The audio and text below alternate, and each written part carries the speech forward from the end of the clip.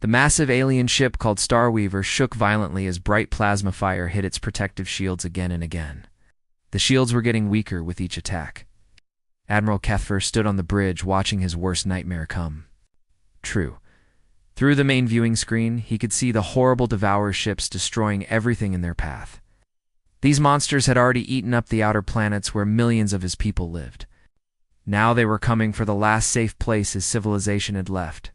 The bridge crew worked frantically at their control stations. Sparks flew from damaged equipment as the ship took another direct hit. The lights flickered and everyone could hear the metal hull groaning under the stress. This was it.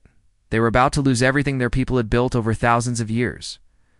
Officer Velta, whose blue skin marked her as one of the communications specialists, called out from her station. Her scaled hands moved quickly over the glowing controls as she tried to get their long-range communication system working. Sir, our quantum communication array took damage in the last attack, but I can still send messages. We need to call for help right now, or we're all dead. Admiral Kethfer knew she was right. His fleet was down to just a few dozen ships, and they were all badly damaged. The Devourers had hundreds of ships, and they kept coming like an endless swarm of hungry insects. His people were brave fighters, but they couldn't win this battle alone. They needed help, and they needed it fast.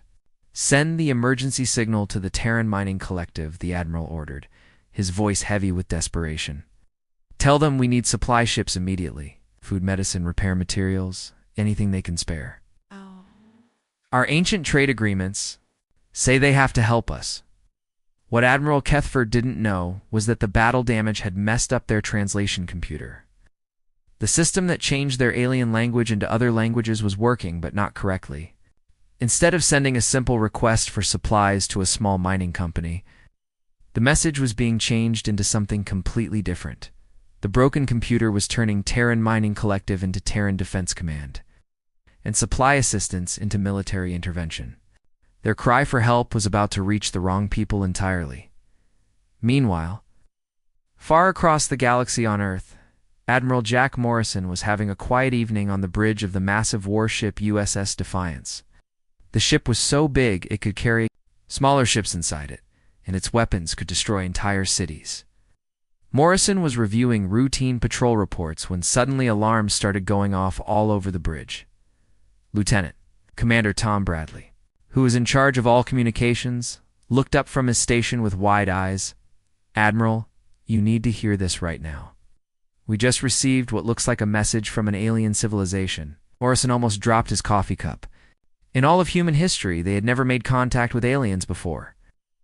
Earth had been alone in the universe as far as anyone knew. Are you absolutely sure, Tom? This isn't some kind of mistake or joke. Tom checked his readings 3 more times. Before answering, sir, this is definitely real. It's coming from way outside our solar system, and the translation software shows it's a request for military help. They're fighting something called Devourers, and they want our armed forces too. Come help them fight. Admiral Morrison stared at the message display, reading it over and over again. An alien race was asking humans for military help. This was the biggest moment in human history, and it was happening right here on his ship, Commander Kate Sullivan. His tactical officer was already working at her station. She was known for being able to plan military operations faster than anyone else in the fleet. Sir, if we're really going to do this, I need to start calculations right now. Moving our entire fleet will take time. Morrison's face lit up with excitement. This was humanity's chance to prove they belonged among the stars. Kate, how long would it take to get every single ship we have ready for deep space combat? Kate's fingers flew across her control panel as she ran the numbers. 4 full fleet deployment with all 300 ships. 72 hours, sir? That includes loading supplies, ammunition, and getting all crew members aboard. Morrison stood up and looked out at the stars through the main window. Somewhere out there, aliens were fighting for their lives and had asked humans for help. There was only one thing to do. Do it, he said firmly. Send word to every ship, every base, every commander. Tell them humanity's going to war, and we're going to show the galaxy what Earth is made of. Space itself seemed to rip apart like someone tearing paper as 300 human warships suddenly appeared out of nowhere. The massive fleet dropped out of hyperspace in perfect rows. looking like a wall of metal and weapons stretching as far as the eye could see. At the front of this incredible formation was the USS Defiance, a ship so huge it made most of the alien vessels look like toys in comparison. Lieutenant Commander Tom Bradley stood on the bridge of the Defiance with his mouth hanging open. He had seen pictures of alien ships in science fiction movies, but seeing real ones floating in space was completely different. "Holy cow," he whispered, barely able to believe what he was looking at. The Zellery ships were beautiful in a strange way. With smooth curves and glowing parts that pulsed like heartbeats, Admiral Morrison walked up beside him and put a steady hand on Tom's shoulder. The Admiral had been in the military for over 30 years, but even he felt his heart beating faster. This was humanity's first meeting with aliens, and he wanted to make sure they got it right. Tom opened up communications with those ships. It's time we introduced ourselves properly to our new neighbors. Meanwhile, on the Zellery flagship Starweaver, complete chaos had broken out on the bridge. Officer Velta was staring at her communication screen like she couldn't believe what she was reading. Her blue-scaled hands were shaking as she turned to face Admiral Kethfer. "Sir, we're getting an incoming message from the human ships. They're saying they identify themselves as the Terran Defense Fleet." Admiral Kethfer felt like someone had just punched him in the stomach. "Defense Fleet." His voice came out so quiet that everyone on the bridge had to lean in to hear him. "But we only asked for mining supplies. Where are the cargo ships? Where are the food containers and repair materials?" The main viewing screen flickered and came to life, showing the face of a human male in a crisp blue military uniform. Human looked confident and professional, exactly like someone who commanded hundreds of warships. "This is Admiral Jack Morrison of the United Earth Defense Command," the human said clearly. "We received your emergency request for military assistance and came here as quickly as our ships could travel. We're here to help you fight these devourers." Admiral Kethfer stared at the screen in complete horror. The human fleet that surrounded his small group of damaged ships was bigger than anything he had ever seen. Each human warship bristled with weapons and armor plating. These weren't supply ships or mining vessels.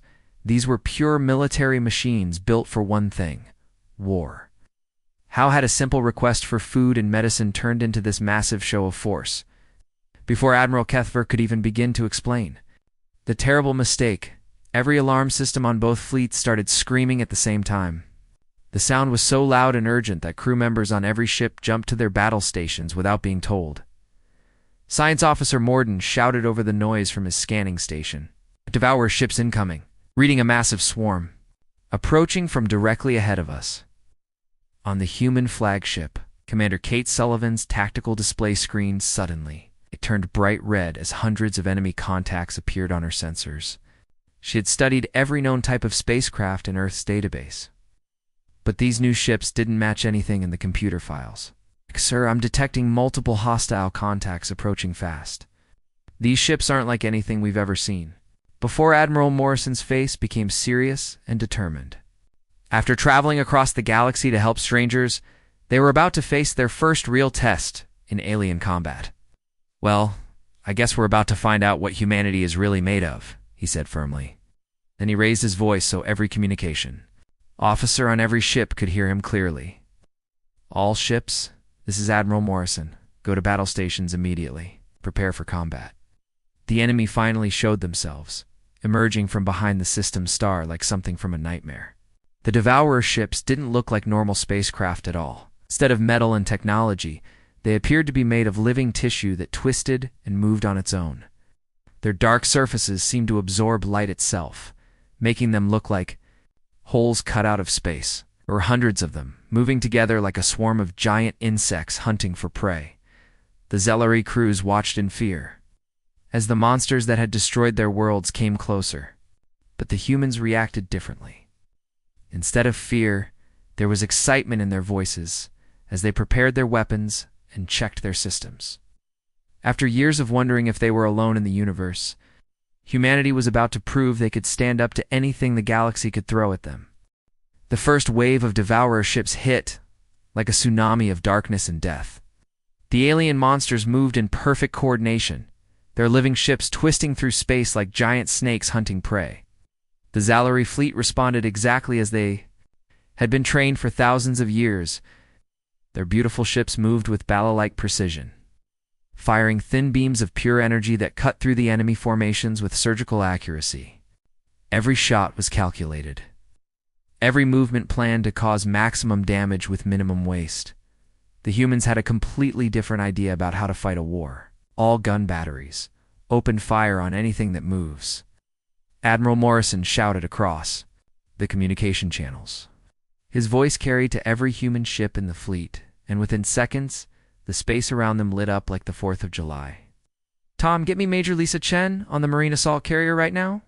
The main screen flickered and showed the face of Major Chen, a tough-looking woman wearing combat armor and standing in what looked like a military transport ship filled with soldiers. Behind her, hundreds of Marines were checking their weapons and putting on their helmets. "Admiral Morrison, sir, my Marines are locked and loaded and ready for boarding operations. Just point us toward the enemy." Morrison looked at the writhing mass of organic ships on his tactical display. These Devourer vessels didn't look like anything made of metal or normal materials. They seemed to be alive, pulsing and moving like giant sea creatures swimming through space. "Lisa, those enemy ships look like they're made of living tissue. You think our regular bullets and explosives will actually hurt them?"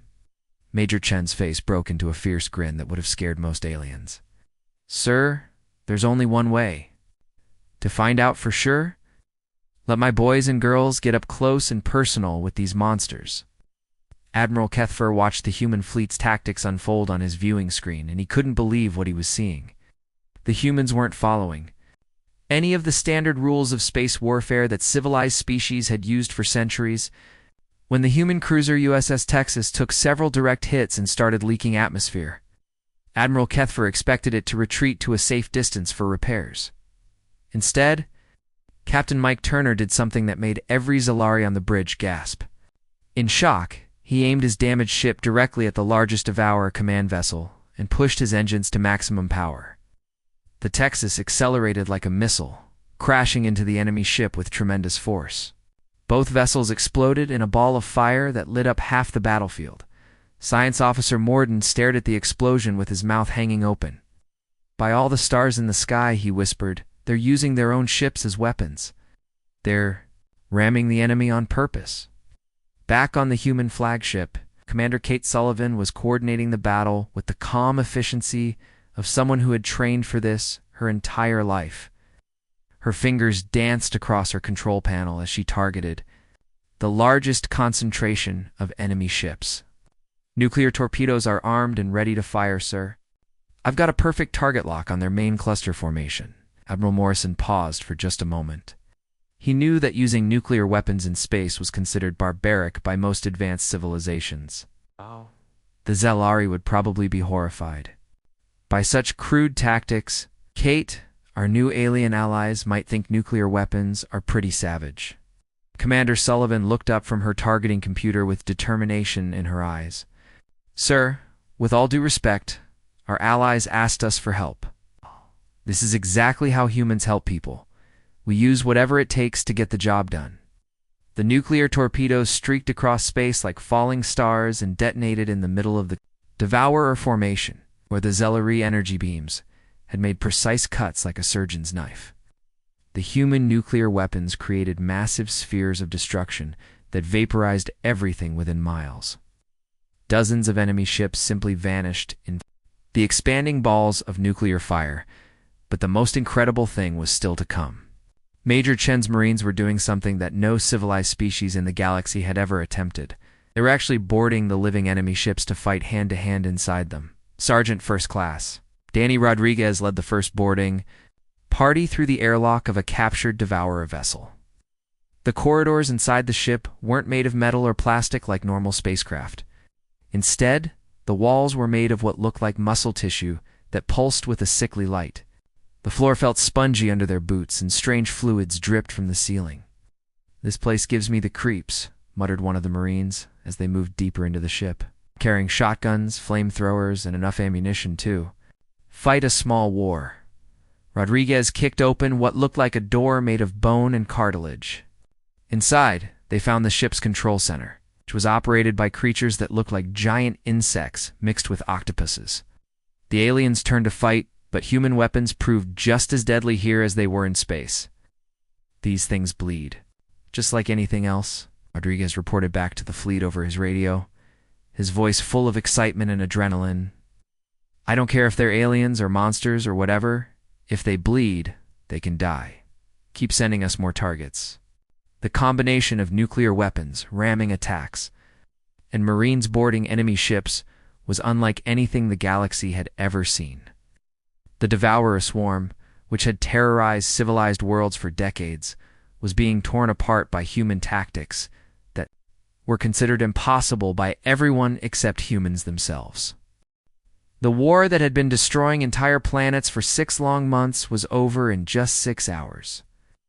Where once there had been hundreds of terrifying Devourer ships spreading death across the galaxy, now there was only floating wreckage and the fading, the glow of dead alien creatures drifting through space like fallen leaves. Admiral Kethfer stood on the bridge of his damaged flagship, staring out at the most incredible sight he had ever witnessed. Human ships were everywhere, moving through the battlefield with the organized efficiency of worker ants rebuilding their colony. Some ships were collecting survivors from destroyed vessels, while others were gathering up enemy technology and securing dangerous materials. The humans worked with a speed and thoroughness that amazed the Zelari commander. When the communication channel opened between the 2 flagships, Admiral Kethfer felt embarrassed and grateful at the same time. He had to tell Admiral Morrison the truth about what had really happened. Admiral Morrison, he began, his voice heavy with both shame and appreciation, I need to confess something important to you. Our original distress call wasn't meant for your defense command at all. We were trying to contact a small mining company that trades with us. We made a terrible mistake with our translation systems. Instead of being angry about the mix-up, Admiral Morrison actually started laughing. It was a warm, friendly laugh that made Kethfer feel better about the whole situation. Admiral Kethfer, you know what?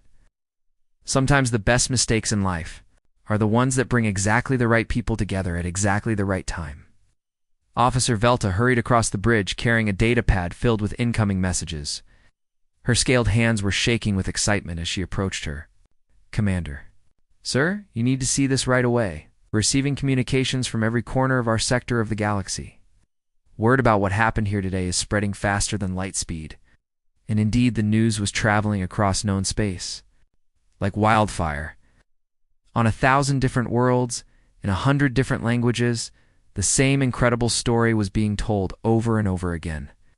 Humanity had arrived on the galactic stage in the most dramatic way possible.